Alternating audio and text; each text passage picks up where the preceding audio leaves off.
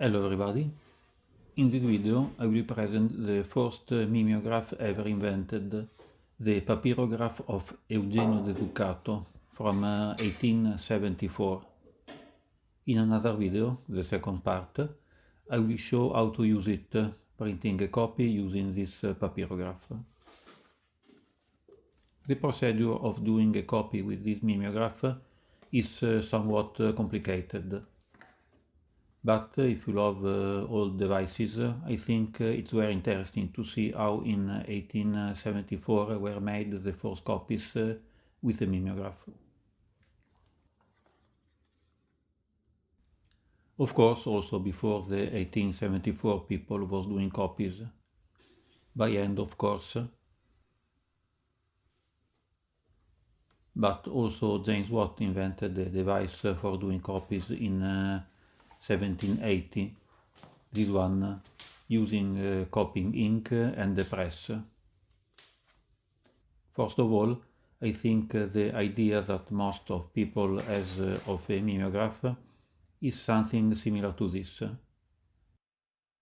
Also, this flat copying device is a mimeograph. So, why these are all mimeographs? They are so different. These are all considered mimeographs because they all rely on a stencil, that is an impermeable sheet of paper covered of wax or something similar. Then, with a stylus, you remove the covering of wax where you want to write, making the paper permeable to the ink, allowing you to do the copy. So in the papyrograph it was used for the first time the word stencil associated with text reproduction.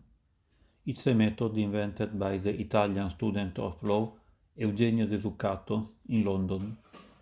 He born in Padua in 1845. He then lived in London and died in 1905. It often happens that the inventions are made by someone who has the need to resolve one of his problems.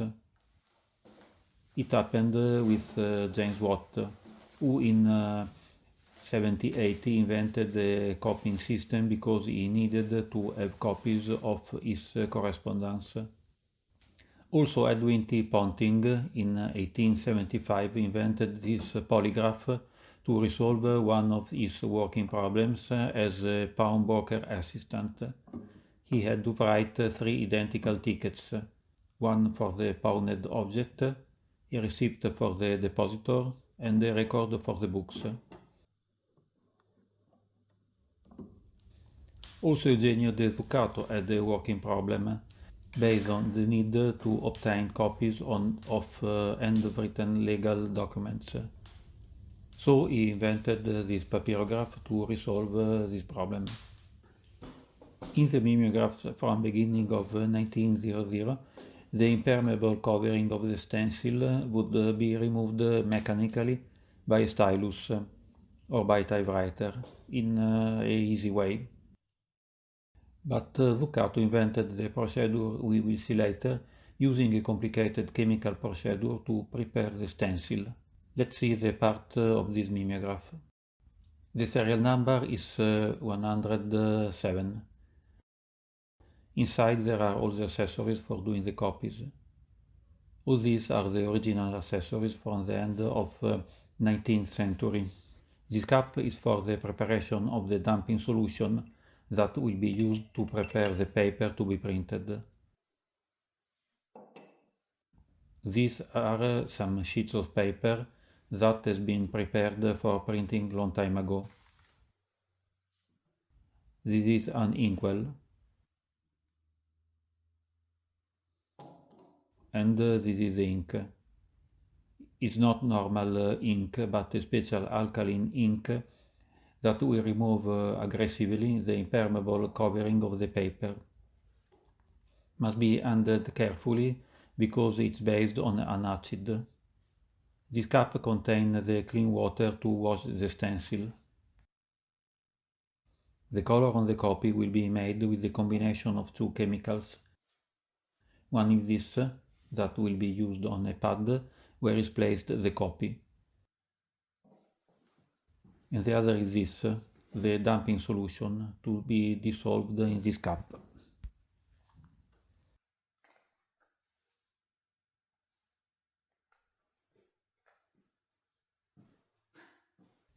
These are sheets of papyrograph paper, will be used to prepare the stencil. It's special paper covered with waterproof lacquer. I will write on it with a pen charged with a special ink I talked before. The ink will corrode the lacquer only along the path taken by the pen. Since you are here and it's a special occasion, later I will open a new packaging of papyrograph paper after 150 years. Inside here there was a brush to place the chemical on the pad. There are two folders, this one to place the printing pad,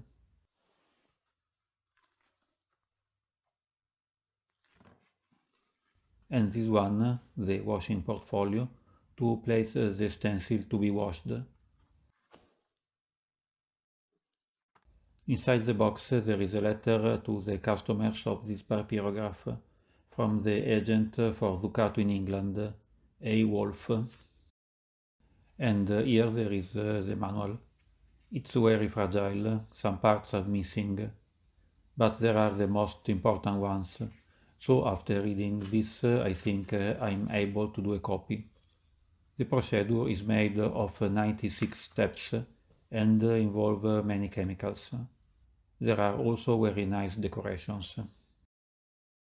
In general, it's a imprecise and accident-prone process, but it had some success in the United Kingdom and the USA in the 1870s and 1880s. It was also a very slow procedure, allowing around 3 copies per minute and a long preparation, as we will see. But still, it's a milestone in the long story of the copiers. Okay, if you agree, we can pass to the second part of the video and start to see the procedure to print a copy. See it carefully. Could be useful if someone invent the time machine and you get stuck in the London of 1874. You could find a work as a secretary in charge of doing the copies. See you in next video.